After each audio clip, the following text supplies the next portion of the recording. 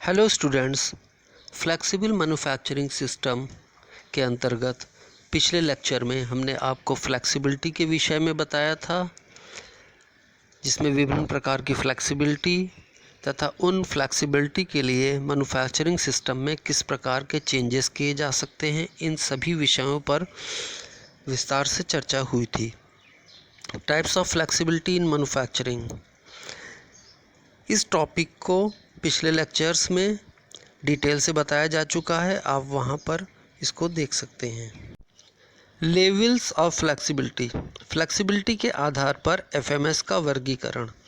यहाँ पर फ्लेक्सिबिलिटी के आधार पर एफएमएस के वर्गीकरण को दर्शाया गया है, जिसमें एक्स अक्ष पर नंबर ऑफ मशीन्स बताई गई हैं तथा वाई अक्ष पर इन्वेस्टमेंट अर्थात लागत, प्रोडक्शन रेट और एनुअल वॉल्यूम सालाना कितना प्रोडक्ट बनकर निकल रहा है उसको दर्शाया गया है।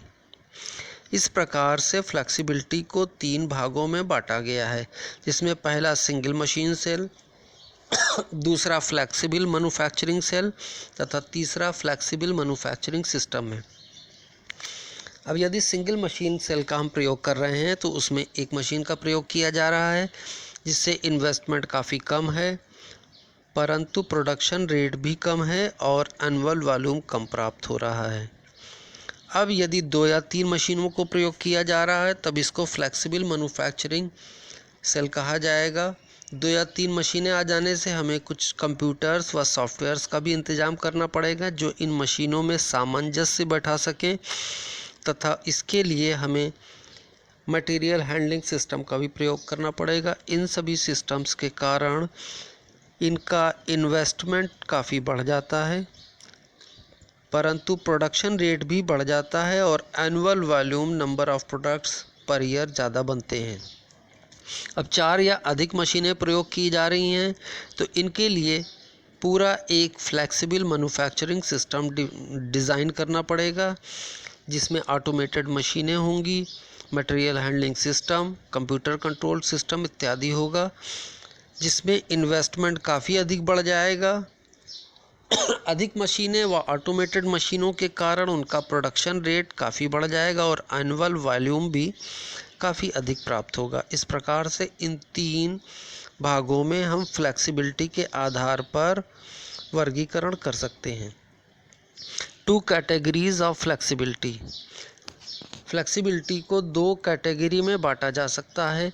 पहला डेडिकेटेड एफएमएस, दूसरा random oriented FMS. Dedicated FMS, इसे लिमिटेड वैरायटी के पार्ट्स फैमिली बनाने के लिए डिज़ाइन किया जाता है। पार्ट फैमिली का तात्पर्य कुछ अलग अलग पार्ट्स या मिलते जुलते पार्ट्स के एक ग्रुप को पार्ट फैमिली कहा जाता है। तो डेडिकेटेड एफएमएस को लिमिटेड वैरायटी या कम पार्ट्स फैमिली के लिए प्रयोग किया जाता है या डिज़ाइन किया जाता है। रैंडम ऑर्डर एफएमएस, इसे अधिक वैरायटी के पार्ट्स फैमिली बनाने के लिए डिज़ाइन किया जाता है। इस रैंडम ओरिएंटेड एफएमएस के द्वारा कभी भी किसी भी प्रकार के पार्ट्स या पार्ट फैमिली को हम भेजकर उसको उस मैन्युफैक्चरिंग सिस्टम में बना सकते हैं या मैन्युफैक्चर कर सकते हैं। फीचर्स ऑफ एफएमएस, एफएमएस की विशेषताएं। एक फ्लेक्सिबल मैन्युफैक्चरिंग सिस्टम में क्या क्या विशेषताएं होनी चाहिए उसे यहाँ पर पॉइंट वाइज बताया गया है। एक एफएमएस में टेक्निक फ्लेक्सिबिलिटी होनी चाहिए, अर्थात तकनीक लचीलापन होना चाहिए।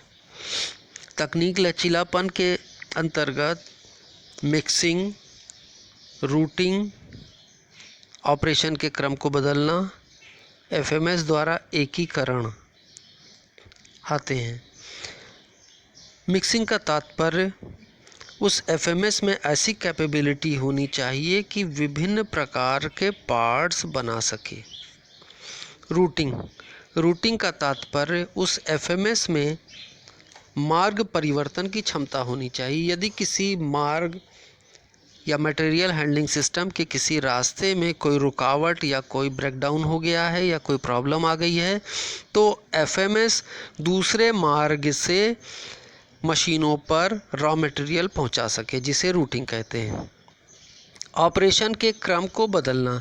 यदि बीच में किसी मशीन में कोई ब्रेकडाउन आता है या मशीन पर कुछ जॉब अतिरिक्त इकट्ठा होने लगते हैं तो एफएमएस में ऐसी क्षमता होनी चाहिए कि वो ऑपरेशन के क्रम को बदल सके तथा एक मशीन पर एक ऑपरेशन के स्थान पर अब दूसरे ऑपरेशन होने लगे जिनकी अब अधिक आवश्यकता है। एफएमएस द्वारा एकीकरण। एफएमएस इस प्रकार से डिज़ाइन होना चाहिए कि विभिन्न कंपोनेंट्स को एक साथ चला सके, अर्थात एकीकृत करके उनकी देखभाल कर सके। नंबर 2, मशीनों की पुनः प्रोग्रामिंग योग्यता। एफएमएस में ऐसी योग्यता होनी चाहिए कि वो उसमें प्रयोग की जाने वाली मशीनों की दोबारा प्रोग्रामिंग कर सके, जिसमें वर्कपीस के मशीनिंग की प्रोग्रामिंग तथा टूल गाइडेंस की प्रोग्रामिंग आते हैं। तीसरा, ऑपरेशन के लिए पुनः प्रोग्रामिंग। यदि किसी ऑपरेशन की दोबारा प्रोग्रामिंग करनी पड़े तो एफएमएस में ऐसी कैपेबिलिटी होना चाहिए कि वो दोबारा प्रोग्रामिंग कर सके, जिसमें मटेरियल ट्रांसफ़र की पुनः प्रोग्रामिंग तथा टूल चेंज को कम करने की पुनः प्रोग्रामिंग आती है। इनके अतिरिक्त कुछ अन्य प्रमुख विशेषताएं एफएमएस में होनी चाहिए जिसे नीचे दर्शाया गया। सेल। आइए पहले सेल को जान लेते हैं। एक सेल में 2 या 2 से अधिक मशीन्स हो सकती हैं और उसमें मटेरियल को पहुंचाने तथा एक मशीन से दूसरे स्थान पर ले जाने के लिए एक मटेरियल हैंडलिंग सिस्टम होना चाहिए और इन सेल्स की मशीनों तथा इस मटेरियल हैंडलिंग सिस्टम को कंट्रोल करने के लिए एक कंप्यूटर कंट्रोल होना चाहिए।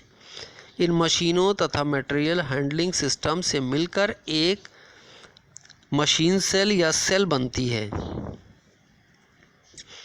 इस सेल का चित्र यहाँ पर दर्शाया गया है। इस सेल में एक ओर से ऑटोमेटेड मटेरियल हैंडलिंग सिस्टम के रूप में कैसारोल का प्रयोग किया गया है। इससे अनफिनिश्ड प्रोडक्ट आता है। यहाँ पर बीच में एक रोबोट का प्रयोग किया गया है जो इस कैसारोल से अनफिनिश्ड प्रोडक्ट को उठाकर एक मशीन पर देता है। जब इस मशीन पर ऑपरेशन पूरा हो जाता है तब इस पार्ट को उठाकर दूसरी मशीन पर देता है। इस बीच रोबोट दूसरी वाली मशीन से पार्ट को उठाकर कैसारोल पर वापस पहुंचा चुका होता है। इस प्रकार यह रोबोट विभिन्न मशीनों पर पार्ट्स को समय समय पर पहुंचाता और वहां से उठाकर इस कैसारोल पर वापस करता जाता है। इस प्रकार के एक छोटे से सिस्टम को एक सेल या मैन्युफैक्चरिंग सेल कहते हैं।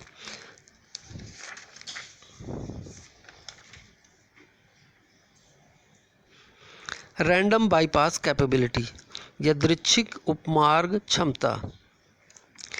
यदि कहीं पर मटेरियल हैंडलिंग सिस्टम में कोई प्रॉब्लम आ गई या किसी मशीन में कोई प्रॉब्लम आ गई है तो एफएमएस में ऐसी क्षमता होनी चाहिए कि वह तुरंत दूसरे मार्ग का चयन कर सके। ऑटोमेशन। एफएमएस में स्वचालन की क्षमता होनी चाहिए जिससे कि वह सारी मशीनों व मटेरियल हैंडलिंग सिस्टम को ऑटोमेटिकली चला सके। कंपोनेंट रिडेंडेंसी, घटक अतिरिक्तता। यह स्थिति तब उत्पन्न होती है जब किसी मशीन पर ब्रेकडाउन हो जाता है और वहां पर बनने वाले अनफिनिश्ड वर्कपीस एकत्रित होने लगते हैं। इसको घटक अतिरिक्तता या कंपोनेंट रिडंडेंसी कहते हैं। एफएमएस यह स्थिति नहीं आने देता और ब्रेकडाउन वाली मशीन पर किए जाने वाले ऑपरेशनों के लिए वर्कपीस को अब दूसरी मशीनों पर भेजने लगता है और दूसरी मशीनें उन ऑपरेशंस को कर सकती हैं जो वह मशीन करती थी जिसका ब्रेकडाउन हुआ है। इस प्रकार एक एफएमएस कंपोनेंट रिडंडेंसी की स्थिति नहीं आने देता। मल्टीपल पाथ, बहुविध पथ। एफएमएस में बहुपाथ या बहुविध पाथ चयन करने की क्षमता होनी चाहिए तथा निकटतम रास्ते के चयन की क्षमता होनी चाहिए। The process. एफएमएस में प्रोडक्शन के लिए विभिन्न production process, quality control process इत्यादि का आवश्यकता अनुसार प्रयोग किया जाता है। इस प्रकार एफएमएस में प्रोसेस की चयन की क्षमता